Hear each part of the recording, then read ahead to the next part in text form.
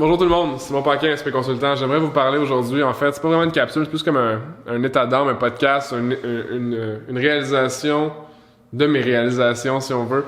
Je veux parler de ma dernière année en affaires, la première année d'SP Consultant, mais la première année où j'ai un projet d'affaires qui m'est vraiment à cœur, puis qui m'a amené vraiment plus loin que je l'aurais jamais imaginé jusqu'à présent. Puis on est juste une année in. J'aimerais commencer, faire un petit throwback, on va retourner ça en 2018, quand j'ai quitté ma job en tant que gestionnaire de projet / entrepreneur en même temps chez Impression Prestige à Mirabel. Je garde mon sel parce que j'ai mes notes dessus, juste pour pas que vous pensiez que je texte pendant que je vous parle.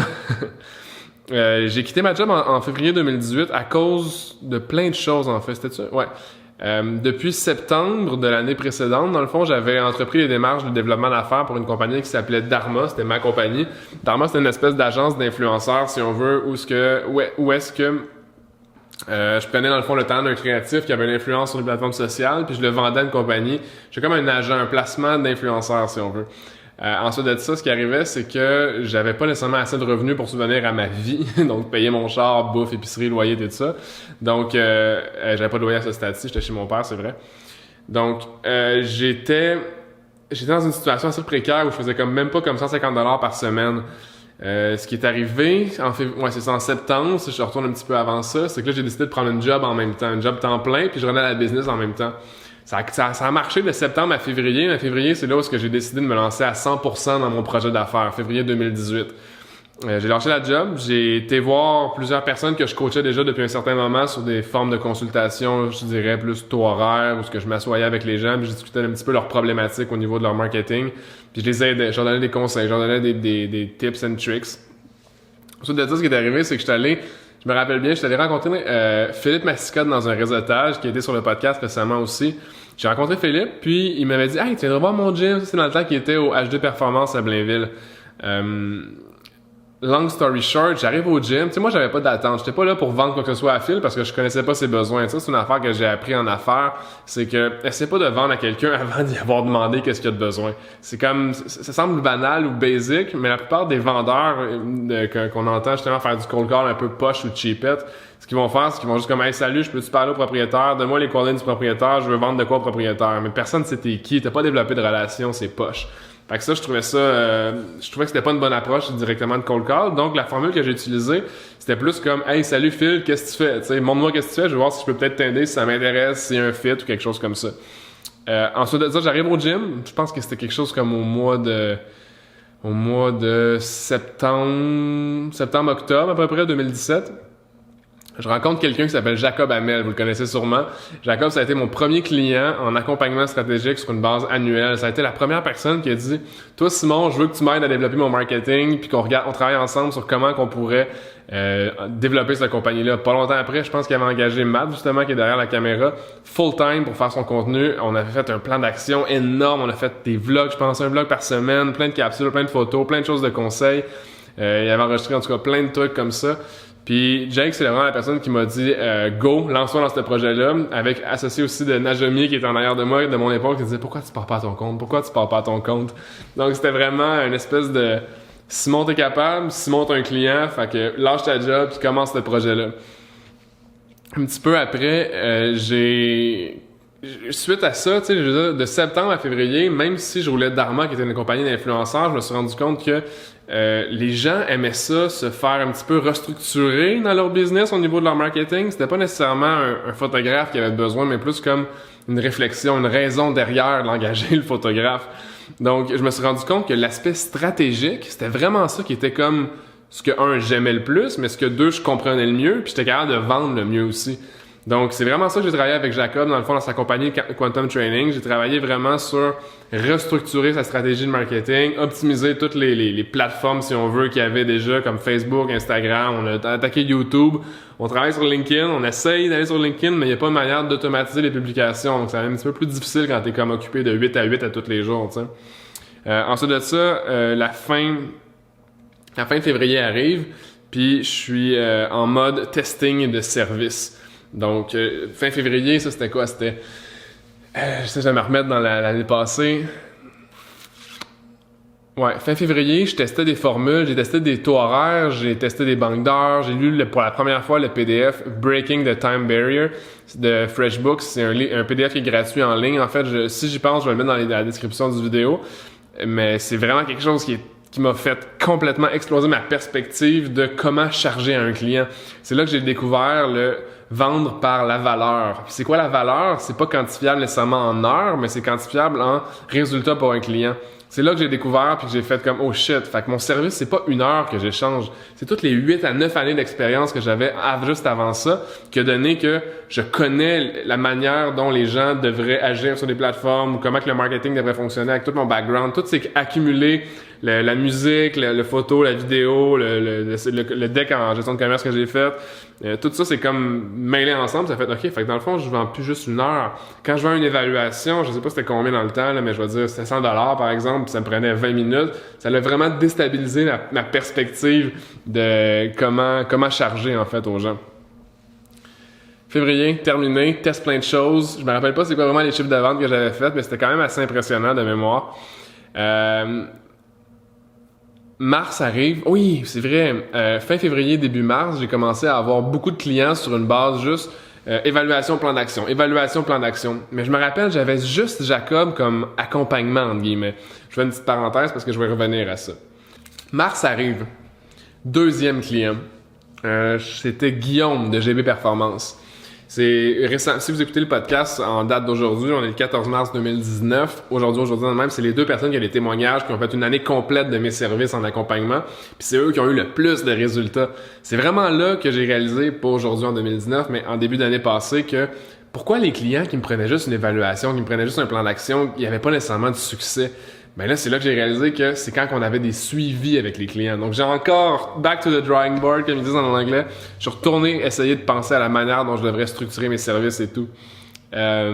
Grosse erreur que j'ai faite. Grosse erreur. Je me suis assis sur mes lauriers. C'est vraiment... parce que les débuts d'année en business, surtout en marketing, les gens veulent vendre. Ils veulent que la business marche, tout ça. Puis moi, de mon côté, je suis arrivé avec une grande quantité de clients. Puis ce qui est arrivé, c'est que j'ai arrêté de faire de la prospection. Guys, en B2B, faites jamais un arrêt de prospection. Ça m'a tué. En mars 2018, j'ai fait 1000$ de vente pendant le mois. 1000$ de vente, là, ça paye à peine mon auto, mes assurances, plus mon gaz, là. Puis j'avais pas une voiture qui coûtait cher dans le temps, j'avais ma Golf, là. Donc, grosse erreur. J'ai arrêté de prospecter. C'est ça que j'ai mentionné ici, genre always be selling. C'est pas à la Grant Cardone, c'est vraiment la réalisation que j'ai eue là. Tu sais, j'ai presque décédé en affaires à mon 3e mois, si on veut, 2e mois, pardon, avec juste 1000$ de vente. Fast forward un petit peu, j'arrive en avril. Les ventes vont mieux, j'ai réalisé qu'il fallait que j'aie plus de ventes si je voulais manger, donc c'était bon point Simon. J'ai recommencé à vendre plus activement. Avril, c'était le printemps, c'était assez intense. Il y a eu beaucoup de belles opportunités qui ont commencé à se développer aussi. Puis là, je me suis vraiment rendu compte que l'accompagnement devenait vraiment payant. De me concentrer, mon objectif d'avril, c'est de me concentrer sur la marque de mes clients.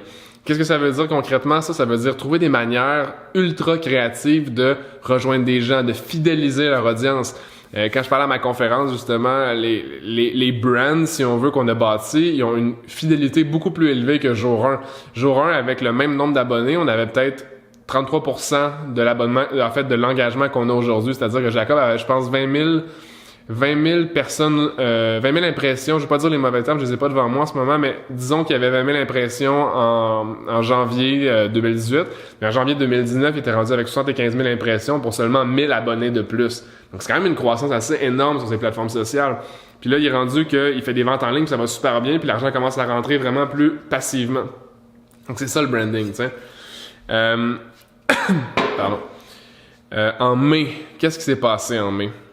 J'ai changé officiellement de Simon Paquin, le consultant en branding, à la compagnie SP Consultant. J'ai demandé à mon ami Najemi de Nageco de faire un branding. J'ai donné carte blanche.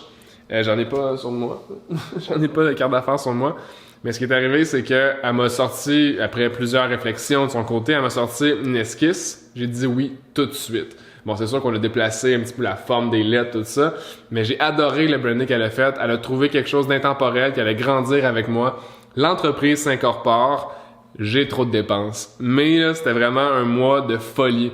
coûte quand même cher un branding, mais pas juste le branding, l'incorporation. Il y avait l'incorporation, il y avait tous les investissements en marketing, les cartes d'affaires, le développement de la papeterie, les contrats avec l'avocat, toute la poutine d'une business. Je sais pas pourquoi j'ai fait ça tout en même temps, mais ça a été un gros mois stressant au niveau financier.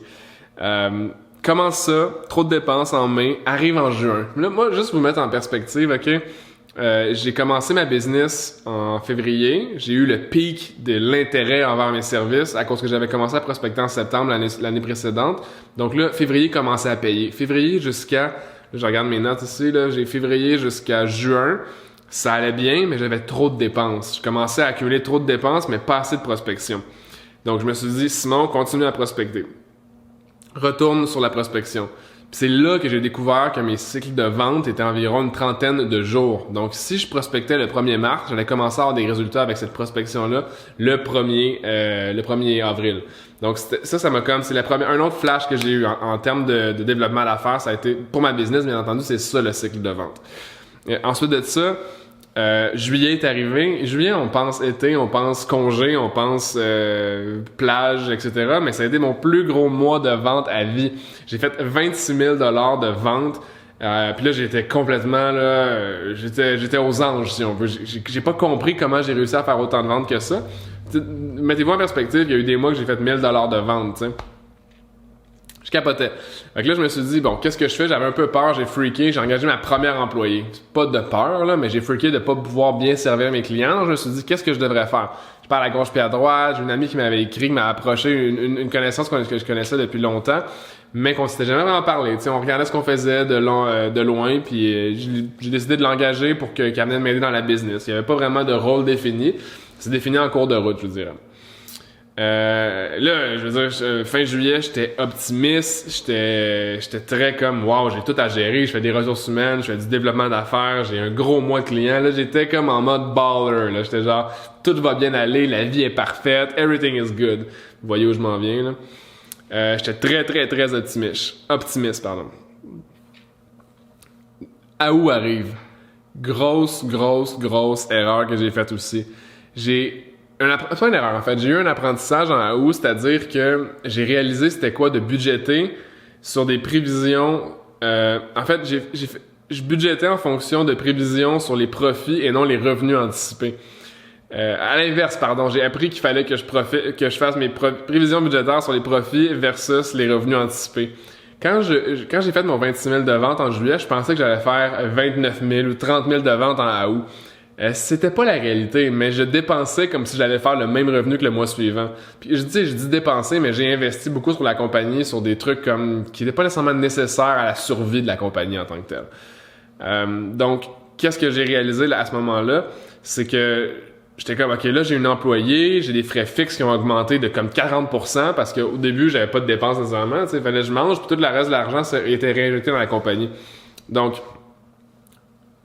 s'il te plaît, Simon, un jour, dis-toi à ton self, dis-toi ça à Simon un autre jour, dans une autre génération, ou plus tard, ou je dis n'importe quoi, là, mais budgète pas sur les revenus que tu penses avoir, mais bien sur les profits que tu as.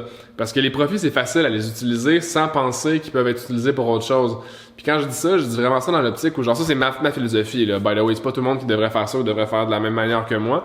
Mais quand tu as 5 000 $ dans ton compte de banque de compagnie, tu te demandes quoi faire avec, c'est plus facile à être rationnel, logique, puis comme créatif, que quand tu dis, OK, j'ai fait 25 000 de ventes, je vais budgéter comme si je pouvais dépenser jusqu'à 25 000 le mois suivant.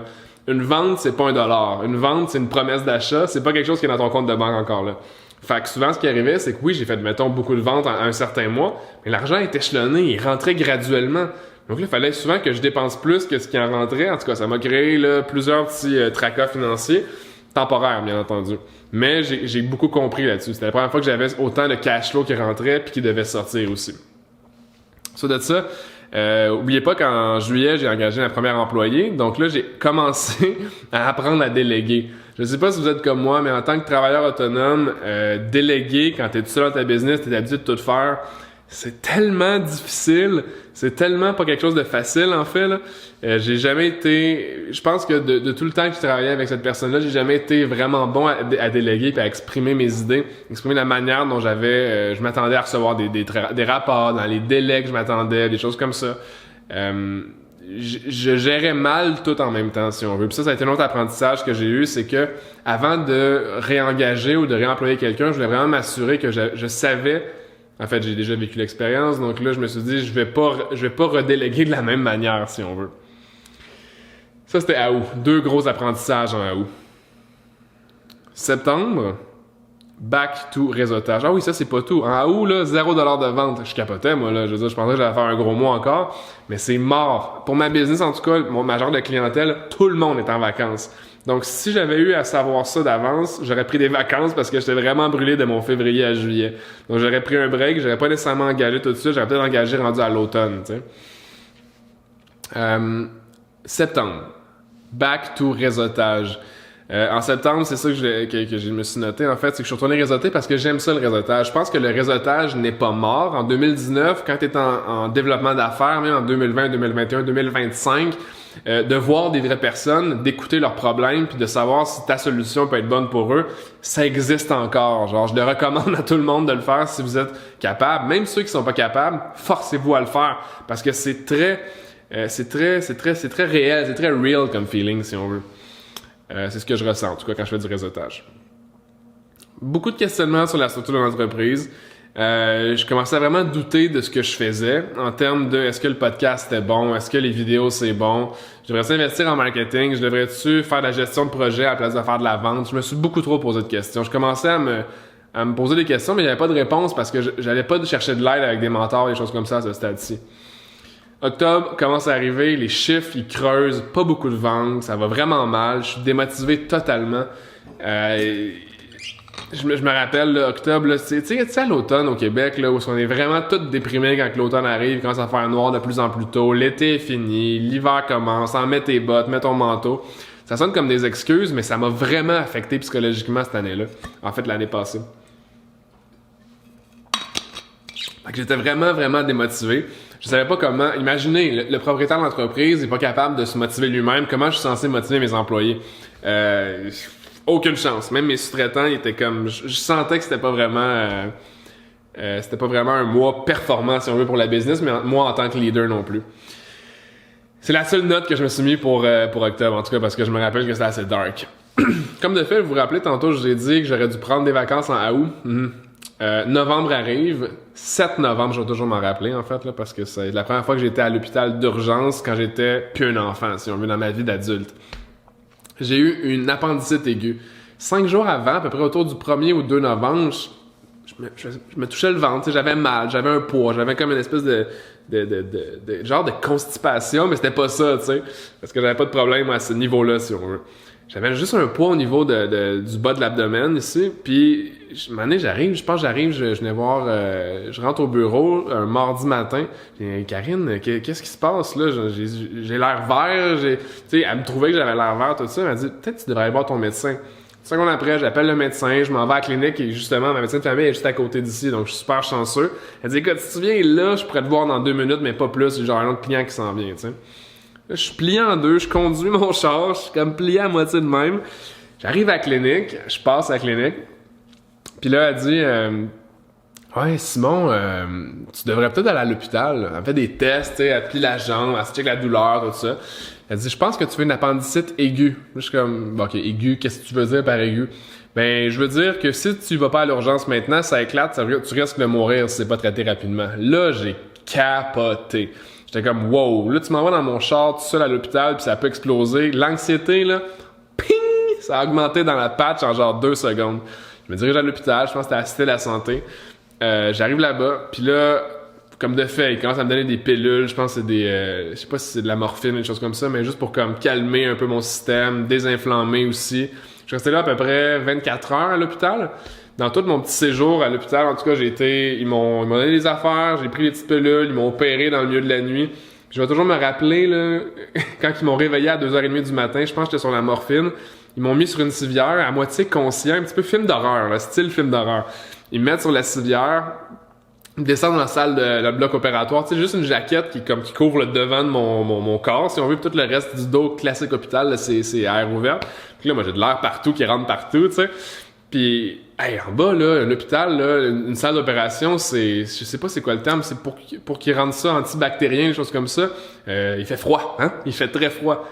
Ils m'ont pris sur le dos, ils m'ont droppé sur la table de métal d'opération, puis ils m'ont dit « Bonne nuit, Simon! » Genre 2-3 secondes après, ils m'ont mis comme le masque, ou c'était par intraveineuse, je me rappelle pas trop, l'anesthésie générale, si on veut. Puis là, tu voyais des flashs, des gros spots de table opératoire, t'étais sur la table en métal, là, c'était pas drôle. Là, je m'endormais pour un film d'horreur. Comme de fait, une appendicite, une opération comme ça, je veux dire, il m'enlève quelque chose dans mon corps, là. Fait que j'ai été sur le carreau pendant une couple de semaines, je veux dire. 2 semaines après, j'étais pas capable de bouger, je restais effoiré, je faisais rien. Je restais chez moi, puis j'ai considéré fermer la compagnie.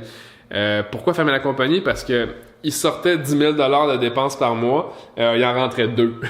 Ça fait que depuis 3 mois, là j'étais comme, wow, my God, qu'est-ce qui arrive, là, tu sais, qu'est-ce que je vais faire? Je me suis dit, check, j'ai pas de grandes options. La 2e semaine de ma vacance, en fait, je me suis dit, c'était autour du 22 novembre, j'ai dit, faut que je restructure. J'ai dû malheureusement laisser partir mon employé, ça m'a fait vraiment chier parce qu'elle revenait de vacances, justement. Bad guy, là, tu sais. Je me suis dit, check, coupe toutes les dépenses, coupe toutes, diminue de A à Z, enlève les avantages si on veut client, toutes ces affaires-là.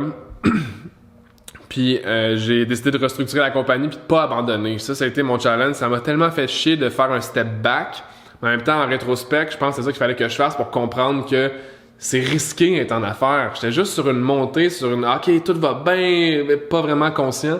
Fait que là, j'étais en grosse restructuration. Je reviens au bureau, je me demande, je lâche-tu le bureau, je parle au proprio, j'ai dit écoute Eric, parce qu'il s'appelle Eric là, devrais-tu partir, je sais pas qu'est-ce que t'en penses. Il dit check, laisse-toi un mois ou 2, regarde comment ça va. Puis tu sais, il me disait ça dans le sens où si je reculais trop dans ma tête, ça va être trop dur à recommencer, tu sais. Puis c'est ce que j'ai perçu en tout cas, je sais pas si c'est ce qu'il voulait dire. Puis je me suis dit ok, je vais me donner un genre de mini défi de garder une structure de travail autour de moi, pas m'en aller chez nous, retourner dans le sous-sol, recommencer from scratch. Ça m'a aidé, je pense, parce que j'avais comme un but à atteindre. Le premier but, c'était de restructurer les finances de l'entreprise. Fait que là, ce que j'ai fait, c'est que j'ai commencé à en fait, j'ai lu un livre qui m'a vraiment explosé les idées. Ça s'appelle Company of One de Paul Jarvis. C'est un nouveau livre qui est sorti cette année. Le gars, il dit principalement d'être trop petit, be too small to fail. Mais tu sais, il suggère d'avoir une stratégie pour exister, pas pour exiter. Tu sais, en anglais, le terme, c'est have an exist strategy, not an exit strategy. Puis la distinction entre les deux, j'ai de la misère avec les termes parce que en fait, l'appellation est en anglais. Mais une stratégie d'existence, ça veut dire soit trop petit pour échouer, c'est-à-dire que tes dépenses devraient être quasiment en bas du 20% de ton frais d'opération. Si on veut, tous les frais d'opération devraient être en bas de 20%, coût de la vie, tout ça. Puis le reste, le 80% devrait être du profit. Puis pourquoi qu'il dit ça? C'est qu'il dit que tu devrais être capable d'avoir une liste d'attente, si on veut, sur tes services à ce point-là, tu sais, juste pour démontrer que t'as pas besoin d'engager, structure, builder trop gros, puis être plus capable de contrôler ta structure. Donc ça, c'est le but d'avoir une exist stratégie, si on veut. Tout le temps questionner la croissance. Pourquoi tu voudrais grossir? Pourquoi il faut que tu grossisses? C'est-tu pour un manque personnel? C'est-tu pour un manque, je veux dire, psychologique personnel? C'est-tu parce que, en tout cas, il y a plein de raisons pourquoi tu voudrais grossir. Tu veux être la plus grosse compagnie, tu veux manger de la compétition, tu veux être le meilleur, on est go, nanana. Moi, j'ai choisi de questionner la croissance, de savoir dans quel type de croissance je voulais m'aligner.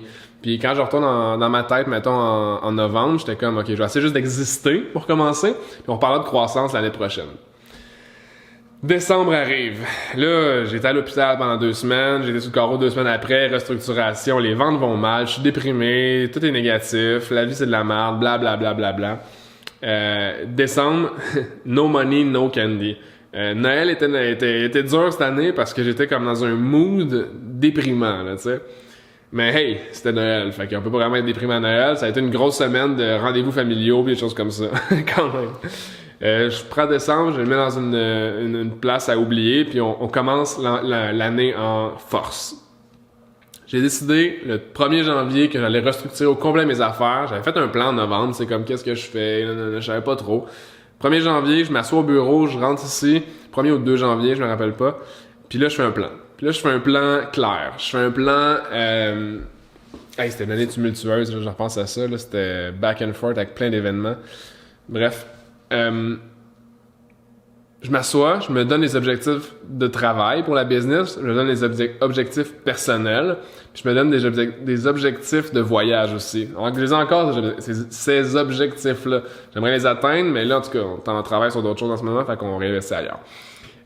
J'ai donné ces objectifs-là que je me suis dit que j'allais reviser trimestriellement. Puis là, on arrive justement à la fin du premier trimestre de mon année, en tout cas, là.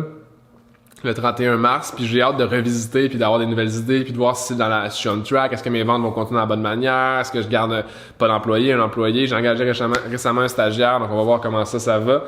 There's that. Ensuite de ça, c'est ça, j'ai fait un nouveau plan d'action avec mes objectifs quantifiables, trimestriels, business et personnels. Boom! Arrive le mois de février. Je donne ma première conférence à vie. Un peu sous pression, tu sais, j'avais des clients, ma blonde, tout ça, qui me disaient hey, tu devrais faire une conférence. Je suis comme, hey, je vais choisir une date, là, à un moment donné, je ferai ça, tu sais, je me roule les yeux, là. Je fais une date, on est comme 35. 35 personnes sont venues, puis pas gratuitement. C'est des billets que les gens ont achetés, tu sais, sauf mes clients d'accompagnement que j'avais donné comme une invitation parce qu'ils me payent à l'année, tu sais, pour avoir mes services. Donc, la plupart des gens qui étaient là, j'ai tellement trippé à faire cette conférence-là que ça a donné plusieurs clients par la suite. Là, j'étais comme, wow, ok, ça veut dire que là, je suis devant, quand je fais une conférence, je suis devant environ, une trentaine de personnes, de clients potentiels. Ça, c'est du cold call, là, boosté aux stéroïdes, là, tu sais, c'est incroyable. Fait que là, je parlais avec tous ces gens-là, je leur montrais les nouvelles stratégies, les nouvelles techniques de branding, de développement de marque, tout ça. Puis, de fil en aiguille, février a été mon plus gros mois de vente à vie. J'ai fait plus de ventes en février 2019 que dans mon année 2018 au complet. Je te donne une perspective, là. Mais encore là, j'ai pas oublié. Les ventes égalent pas des dollars. Donc, je ne dépense pas comme si j'avais déjà reçu tout cet argent-là. Faut travailler l'année, en fait. Faut faire le développement pendant toute l'année. Avec les clients, si on veut. C'est ça. Février à février, guys, on a fait le tour. La première année en affaires. Très tumultueuse. Je suis parti d'une marque personnelle à une marque commerciale. J'ai été à l'hôpital. J'ai eu une restructuration de mes services non-stop, ever again. J'ai failli fermer la business 2 fois. J'ai engagé trop tôt. Pas que je regrette d'avoir engagé, mais j'aurais peut-être dû réfléchir d'avance qu'est-ce qui aurait pu se passer dans les mois suivants compte tenu, tu sais, de la situation de la business en tant que telle. Puis là, je pense que je suis dû pour des vacances. Donc, sur ce, vous allez peut-être me revoir à Cuba prochainement. J'espère. Croise les doigts. Knock on wood. Merci d'avoir écouté. Si vous avez aimé ce podcast-là, c'était vraiment plus. C'est la première fois que je faisais un podcast solo, si on veut. Puis à chaque année, j'aimerais ça faire un one-year review. J'aimerais ça vous parler de tout ce qui s'est passé, tout ce que j'ai trouvé intéressant, tout ce que j'ai vécu. Je prends des notes là, ces temps-ci, chaque mois, qu'est-ce qui a été mes highlights. Puis peut-être faire de quoi d'un peu plus structuré l'annnée prochaine, parce que là, j'ai fait un petit recap rapide. Mais abonnez-vous à la chaîne, suivez le podcast de Simon Says Show. Ça va me faire plaisir de vous de vous présenter le behind the scenes de ma business une fois par année. Encore là, vous pouvez tout le temps nous suivre sur les réseaux sociaux avec SP Consultant, Simpack. Puis c'est ça. Ouais. Je rante un petit peu pour la fin, mais il est tard. Bonne nuit, guys. Merci. On se voit l'année prochaine pour cette vidéo-là, mais il va y en avoir d'autres l'année prochaine. Ok, ciao! Je fais ça.